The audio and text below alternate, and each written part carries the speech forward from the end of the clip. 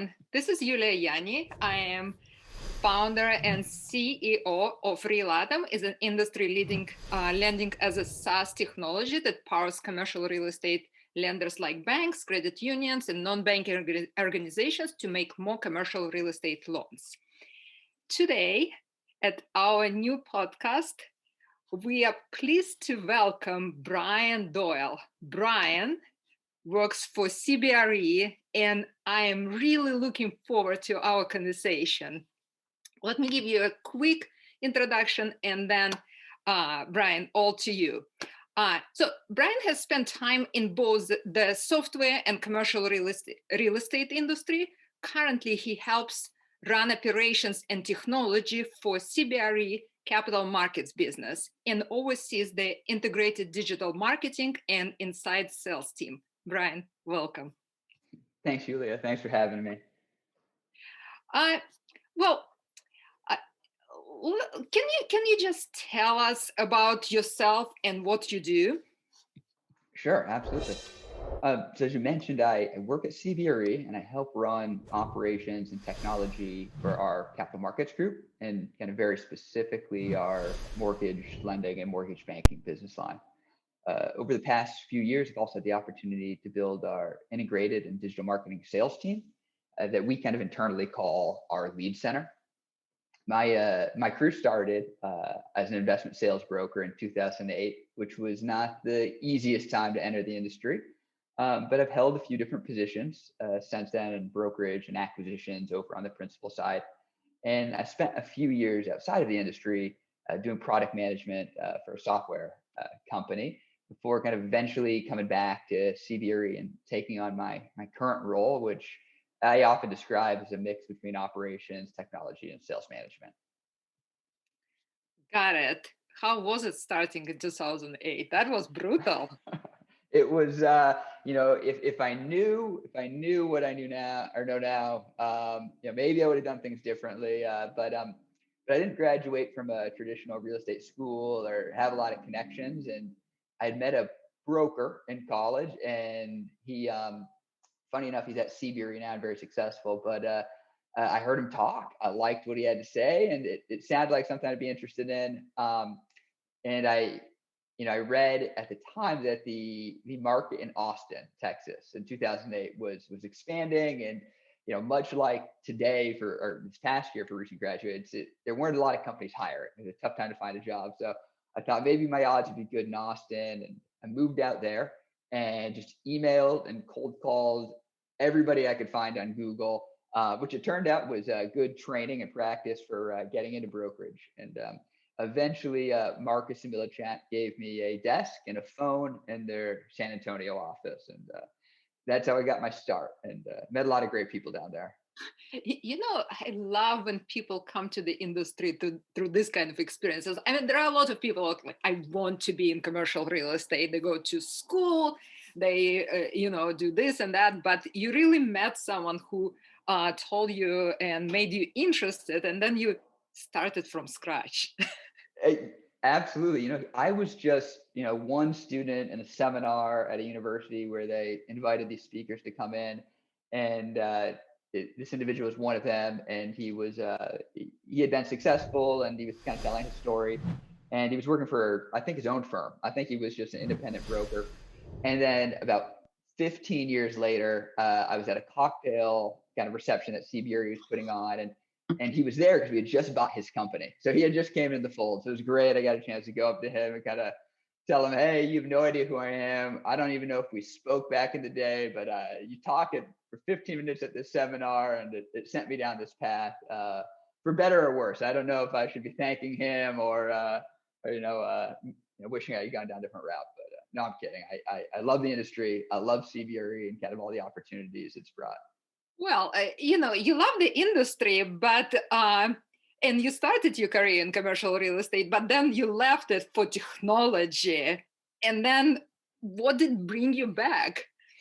Yeah, well, the reason I left it, and Yulia, I have such admiration for you and other founders and people in the technology industry. I just think it's so fascinating, the idea of really creating something, right? You guys are just like a real estate developer. You've got an idea, you're creating something from scratch. It essentially becomes a product that people actually use, and it makes their life better, and they can, whether it's win more deals or execute better, it's really adding value in the same way a real estate developer would add value. And I've always had an interest in software and technology. And as I was at CBRE, I thought, CBRE the first time around, because I've actually been there twice, but I thought, I love this industry. I love what we're doing, but I would really love a chance to kind of help build something, be part of a team that's building something, create a product that somebody's going to use, and kind of all that goes with that, running a P&L, et cetera. So I had the opportunity to join a software company as a product manager, and I went over and did that for a few years, and I loved it. It was great. But as I was in that company, what I realized that, to go to the next, I guess, phase in my career, and this is probably true in any industry, you're kind of building your skill set, whether it be sales or whether it be product management or whether it be technical, the development side. And then once you've built that base, and that's an ongoing effort, I don't think you've ever fully built that. But the next phase is kind of also getting the deep industry knowledge that comes with that. Like, how do you build a better product? Well, you need to really know the industry. Or how do you, provide a better service for your clients as a mortgage broker or an investment sales professional? Well, you got to really understand what they're trying to do. So as I thought about how I was going to expand my deep industry knowledge, all of my current knowledge and all of my contacts were in the commercial real estate industry. The software company I was at was building software for the insurance industry, which is similar in kind of a fintech arena, but not an industry that was my passion. CRE really, or commercial real estate, really felt like my passion. And so when I got a call from an old colleague of mine who was kind of running operations for the mortgage banking line and what is now my current role, and he was moving on to do new and exciting things, and he asked, would I consider coming back as his backfill? I absolutely jumped at the opportunity and thought, okay, this is a chance to continue to build my industry knowledge, my industry connections, and take what I've just learned in a company that was focused on technology and bring it to CBRE, where technology is becoming a growing part of what we do. Well, I think you are absolutely at the right time, at the right place, right? Because commercial real estate is sort of, it's still lagging behind, but it is moving towards innovation and technology. And commercial real estate finance, is on the way. So they definitely like it to have you, and we here, and you're hired. Well, it's one of the best parts about this is Yulia, is getting to meet people like you, people like Jack Cohen, the amazing team at CBRE. As you mentioned, it's the perfect time for all this, and I just feel lucky to be, I guess, on that train that has left the station as just a passenger, observing all these amazing people doing all these amazing things. I think I read just a couple of days ago that fintech was the second most VC backed group last year, and everybody kind of knows commercial real estate has a lot of opportunity, and even though 2020 was a difficult year in many ways, there was even more money than the previous years going into venture backed companies like yourself and all these great groups, and it's so exciting, and to see people kind of adopt this technology and change the way that they've done business. And some of it doesn't work, and we learn from that, and some of it works, and that's incredible to see and really rewarding. And you guys have been one of our partners that has worked, and it's so fun to kind of see that idea, meet with people like yourself, implement that, and kind of watch that generate revenue or create a better outcome for our clients or our brokers. And yeah, that's super exciting to be a part of. Thank you, Bryan. But I also know quite a few people from your team, people that support. Maybe you can tell me about your team and about some of the most interesting deals that you guys done recently. Oh, for sure. So on the team side, I've got the great opportunity to work alongside a ton of talented analysts, developers, project managers, other operations leaders, and data experts that really kind of keep our operations running. And I've learned so much from those individuals, and they do an amazing job. And kind of a passion project of mine was a few years ago. In addition to my operations role, uh, I, along with leadership at CBRE, created this kind of business case of, okay, we've got two goals, or we got a few goals. We want to build a bench of future talent, and that can be difficult to do at a large company where there's a ton of successful people, that are getting a lot of the attention from operations and leadership. So we wanted to build that bench, and also, as technology becomes a bigger part of what we do, our successful professionals that have a kind of tried and true way of doing something that has made them very successful the past decade, it's not easy to convince them to use new tools. And I'm not so sure that they need to if what they're doing isn't broken. So we came up with this idea of starting kind of a young sales team, basically the model of a demand generation team, integrated digital marketing and sales, and leaning into all the new tools that were coming out there, all the data that was available, and seeing if we could just drive business for CBRE. And that team's really grown. Yulia, from the individuals that you met, I think we've doubled in size, and we hope to do that again this year. And our first batch of recruits that we brought in 3 years ago, they've all been recruited onto some of our biggest teams. So it's been an exciting project that's both kind of bringing in new business for CBRE, and that is so fun, and also kind of building that bench that's being recruited on some of our bigger teams. And that kind of segues into deals that I get excited about. I'm sure a lot of people would talk about big kind of intricate deals that are very impressive. What excites me are this demand generation team as it's bringing new business to CBRE. We've got a lot of opportunities that are byproducts of kind of our core business, and that would be smaller deals that are maybe a little bit more tricky than kind of a standard Freddie Mac, Fannie Mae deal. And through the use of technology, this team has been able to execute those deals by combining technology that allows us to discuss with all of our lenders and terms and use the scope of CBRE's platform.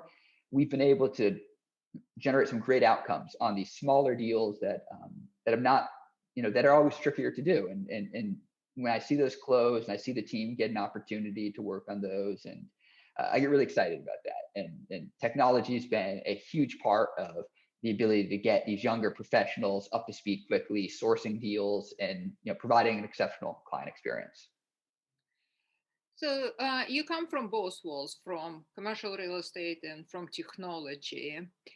Uh, and how do you capitalize on that while working at CBRE? So you already mentioned that your team is using new tools, but how what you do in terms of technology affects CBRE overall? That's a good question.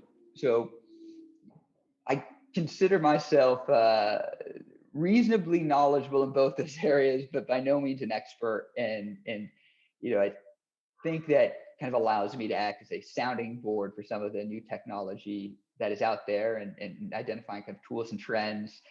And I see technology kind of in two buckets. I see big game-changing technology that is clearly going to impact the industry at some point in time. I don't know if it's next year. I don't know if it's 5 years from now. I don't know if it's 10 years from now. But there's big technology that's proven itself in other arenas that's clearly going to come in and make some waves here. And then there's actionable technology that I get very excited about. That stuff that is proven, it can come in today, solve a real problem, kind of increase efficiencies or help us prospect for new business. And that's the bucket of kind of tools that we're signing up for today, investing in today, and looking at. And we talk about companies like CBRE and the trove of data they're sitting on and leveraging that data. And I think there's a long-term strategy that is really going to make that a competitive advantage for CBRE. And I think there's a short-term strategy that allows us to use tools that allow us to just look at that data on a quick, actionable level to kind of make decisions today and drive better outcomes. And what trends do you see specifically in commercial real estate finance that are changing the industry now or will change it within the next 5 years? So I think on the sales level, and then I'll touch it on the sales level. I think we're late in the game, and this means that there's huge opportunity to just adopt some of the technology and processes that SaaS businesses have been using for a decade. They know how to prospect, and they know how to turn a salesperson into a highly efficient machine. And I think what we do in commercial real estate is a little bit more white glove and a little bit more bespoke. So I don't think we'll be adopting those strategies and processes wholesale, but I think pieces of those are going to trickle in, and our sales professionals are going to become very efficient in their outreach, very efficient in their prospecting, very efficient in their use of data.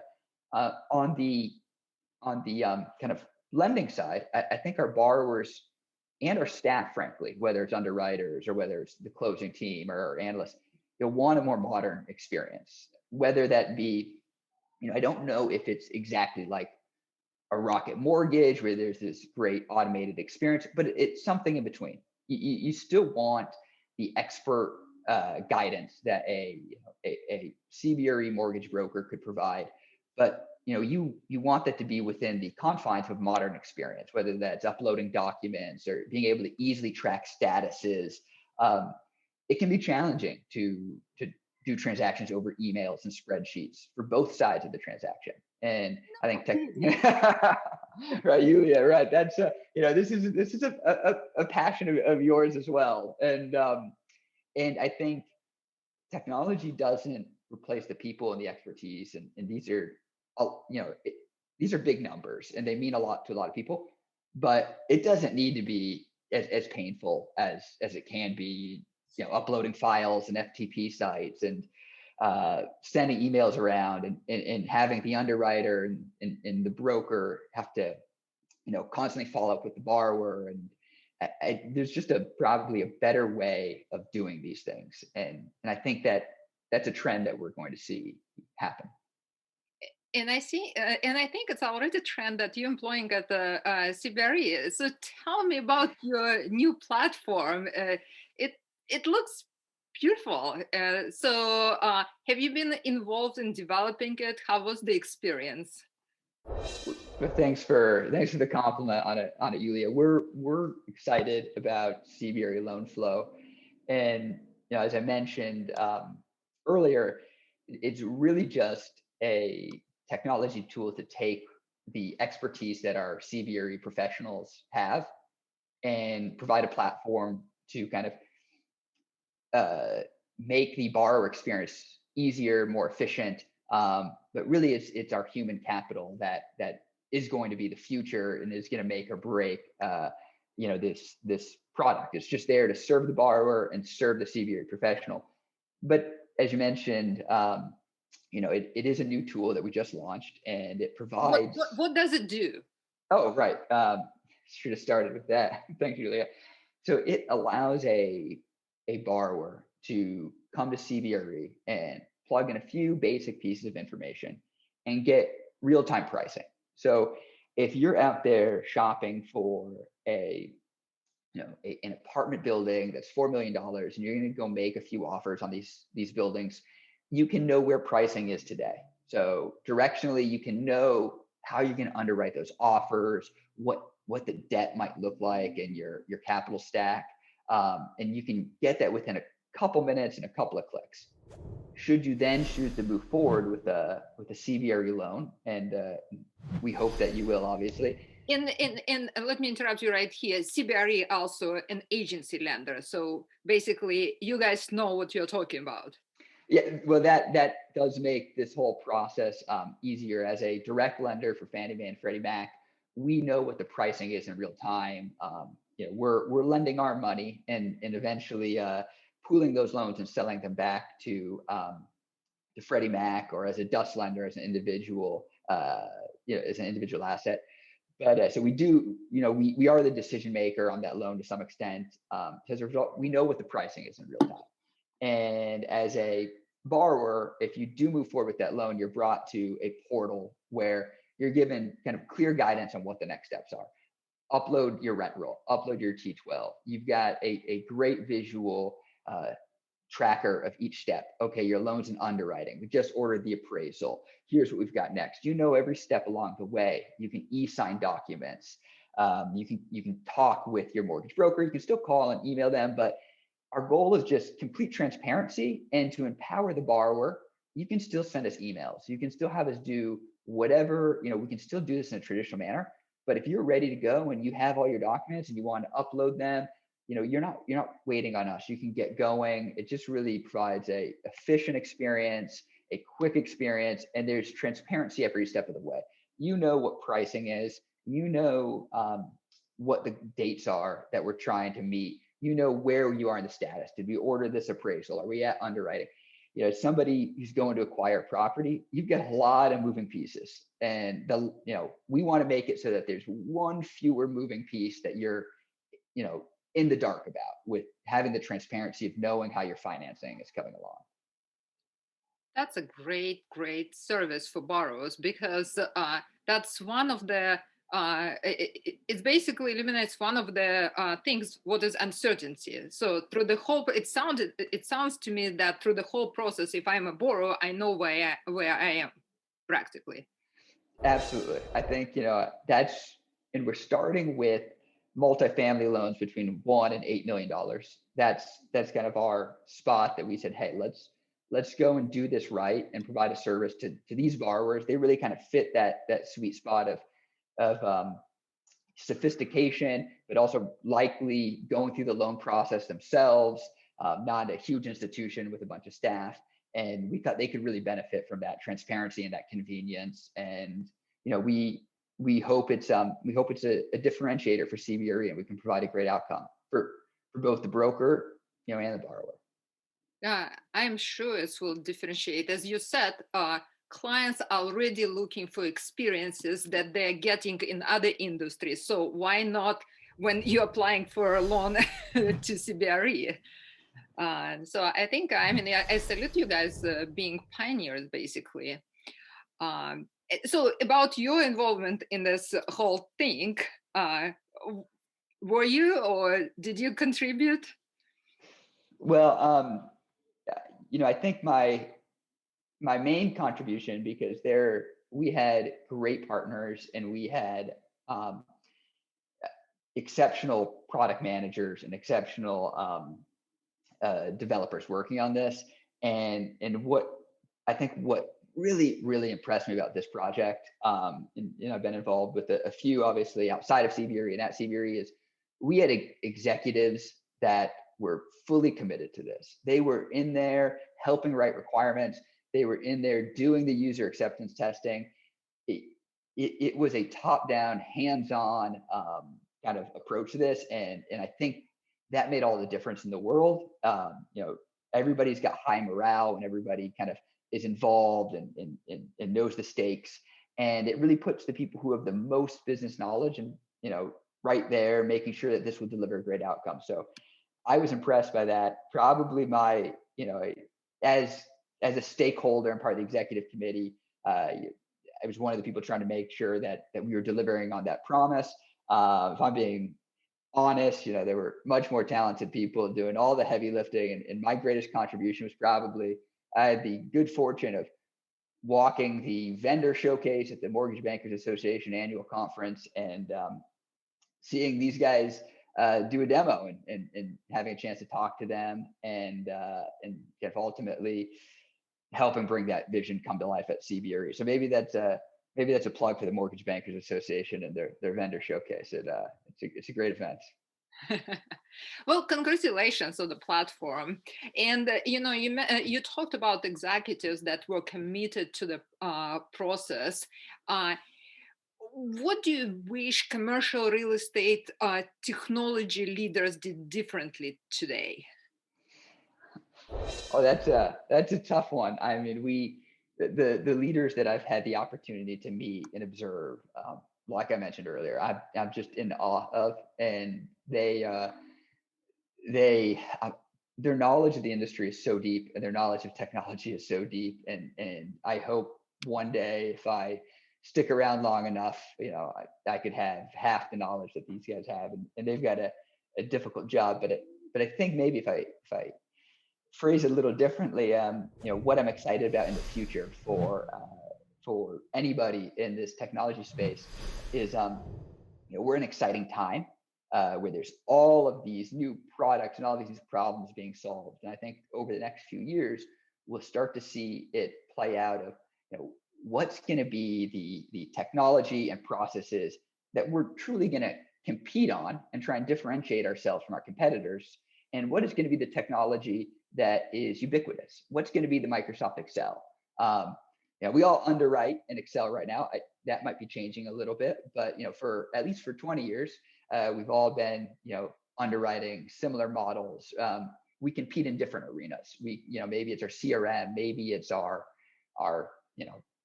very advanced Excel models that we build. But ultimately, the industry got to a place where we said, okay, we're Excel and these other tools, they're going to be the ones that we all use, and they're going to get better, and they're going to make our lives easier, and people are going to become experts in them, and they can go from company to company and bring that knowledge with them. And this other set of technology, this is where we're going to differentiate ourselves, and this is where we're gonna compete in this arena. And it can be a busy time right now, almost like an arms race, as we don't know which tool is going to be which, and there's a lot of money and M&A going on. It's very exciting, but I think for a technology leader, they're probably excited, and that's energizing. But I think everybody also is excited for the day when it becomes a little bit more clear. What's the technology of the future? How are we going to leverage it? And what is the technology that that everybody's going to use, but we're going to build better processes and have better people and compete on, necessarily not on that technology, but on the way we leverage that technology. So I'm excited to see that evolve over time. Interesting. You compared, CRE technology race to arm race. No, maybe that's a bad analogy, but everybody's everybody's excited to be involved and work with the best people and best technology, and But I'm already thinking that all those CTOs of all those DAS lenders thinking cannot sleep anymore with your new platform up and running. I'm hopeful everybody's getting enough sleep these days. As somebody with a 3 and 5 year old, I can appreciate the necessity of sleep. I hear you. So let's step away from real estate for a second. Tell me, at the personal level, what tech fascinates you? So you may have picked up on this. This has been a bit of a theme in what I've been talking about, but I love technology that empowers sales, really, and prospecting. And maybe it's because I began my career as a broker during a difficult time, and I wish I had all these tools, but I'm fascinating. I guess I'm fascinated by technology that makes people more efficient. And that's an area where the efficiency is really measured. How much revenue can a salesperson bring in? How many deals can they bring in? So I'm always interested in efficiency, and then I love the ability to measure it. And so sales technology, I'm always kind of checking out the latest CRMs or marketing platforms or digital marketing. I'm kind of a self-taught person in that arena, but I do enjoy it, and I do a fair bit of it at CBRE. I think that that's always changing, and just the way that we consume and the way that we are advertised to. The pandemic has changed that. E-commerce, which is already a huge trend, is going to be a massive trend. And I read the other day that I think Canada's most valuable startup is Shopify, and that's essentially it's technology that allows people to open a bunch of small e-commerce shops, and there's so much volume going on there. And I'm fascinated by how do these shops do their outreach and differentiate themselves in crowded marketplaces, and kind of the tools and technology that they use to build their brands and do outreach in an environment where I don't know about you, Yulia, but I haven't been to a mall in 9 months, and I don't know the next time I'm going to go to a mall. So, people are going to build brands and build businesses based off technology. And I think that that's really exciting. You see, nothing can stop women from going to the mall. Pandemics aside. I'm a fan of them all, and I hope they don't disappear. So you said that you were reading, about those platforms in Canada. So you have 2 kids, you have demanding job, you have a lot of interest. Do you still have time to read? What are you reading now? I do have time to read, and I split it between. I always try and be working on one book and then one audiobook. Back when I had a commute, that was a wonderful time to get some audiobooks done. But a book that I finished kind of recently that I was thought was an excellent read was it's entitled "Who is Michael Ovitz?" and it's an autobiography of a Hollywood super agent who also founded CAA, which is one of the largest talent agencies. But I've always been fascinated by the film business, but more so, it's just a book on deal making and managing talent and personalities. And to anybody working in the brokerage world, I think those are things that that we work in day to day. And I thought it was just a fun, quick read, but very insightful on the way that they would structure deals and the strategies they use and the way that they would manage talent.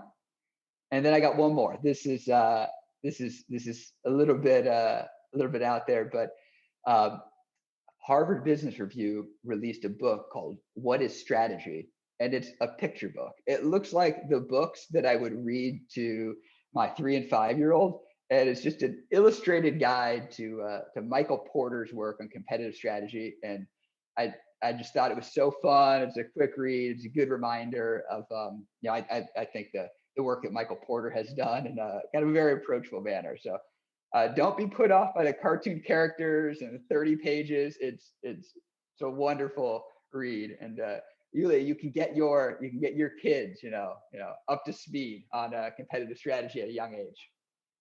Well, they say picture worth 1,000 words. I am looking forward to buying that book. It's a fun read. So the last question, we'll be sitting at home for a long time. Any new skills that you learned recently? I feel guilty that I can't think of any. I must be using my time terribly.